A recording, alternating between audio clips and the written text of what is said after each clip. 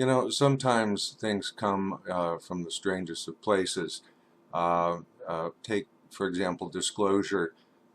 Is disclosure going to come on the, headlines of the New York Times, or is it going to come through the back door, kind of quietly, without making a big fuss? As many of you know, we recently had our own first witnessing of some aerial phenomena which could not be explained by any physics or any stretch of the imagination that I know of. And I'll be making a video about that soon, but here's something I wanted to share with y'all. As you can see, here we're going from, what you'd expect from, if you'll notice at the top up there, the National Archives.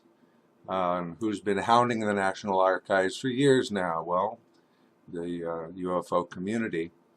Looks like someone, look at our stories here, NRA, voter records, there's Google Hangout, and then all of a sudden, these old clips of interviews with some military personnel, rather humorously trying to discuss the UFO phenomena, followed by what appears to be files from the National Archives of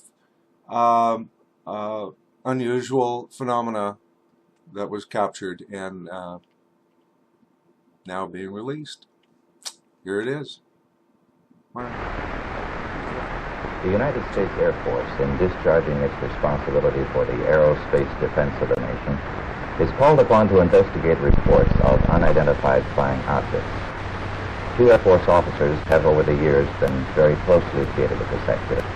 Lieutenant Colonel Lawrence Stacker was formerly the chief spokesman for the Air Force on the matter, and Major Hector Quintanilla is now the chief project executive of Project UFO. The objective program are twofold. They're the same as they have been.